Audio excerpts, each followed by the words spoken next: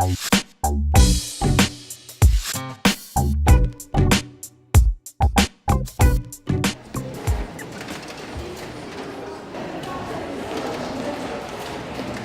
semaine, on va travailler sur un cas en communication et stratégie du luxe pour une marque qui s'appelle Ayala, marque de champagne du groupe Bollinger. Ils nous ont demandé de revoir un peu toute leur stratégie de communication. On se retrouve ici pour l'exposition de Gris One, qui est un street artiste.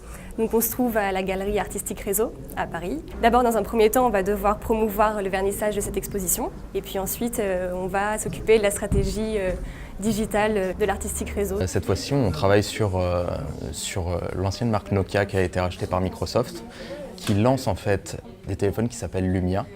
Et en fait, il s'agit de rattraper le retard qu'ils ont eu avec le lancement des smartphones. Moi, je suis dans le groupe digital, donc on s'occupe en fait de la stratégie digitale de notre école, mais pas que de notre école, les FAP, l'ICAR et le FJ, donc le groupe EDH. Cette fois, c'est la marque Golovkin pour la vodka. La problématique, c'est comment placer cette marque dans un marché concurrentiel, puisque cette vodka a été sortie il y a à peine 8 mois. Les études de cas, en fait, c'est un peu une preview de la vie active. On comprend comment ça va se passer plus tard. On doit répondre à des attentes de professionnels.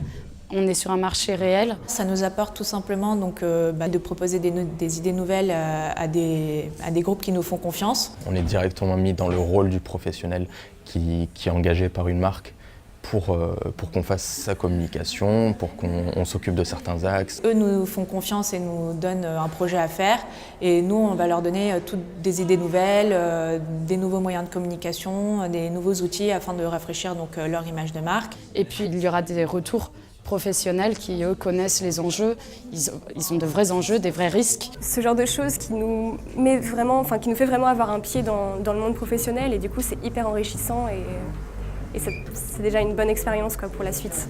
Ce que j'ai appris à l'EFAP qui m'aide pour les projets, en fait, c'est surtout la mise en situation. En fait. Avec l'habitude, on stresse moins, on sait quelles sont les étapes à réaliser. Pour savoir les prix de telle chose, faire un budget, ça permet de savoir respecter un brief, de savoir répondre aux attentes du client. Nos expériences entre les cours et les stages vont nous permettre de développer une réflexion et être assez assidus pour garantir une vraie cohésion dans le cas qu'on va donner. C'est vraiment super formateur. Ensuite, je serai prêt pour le monde du travail.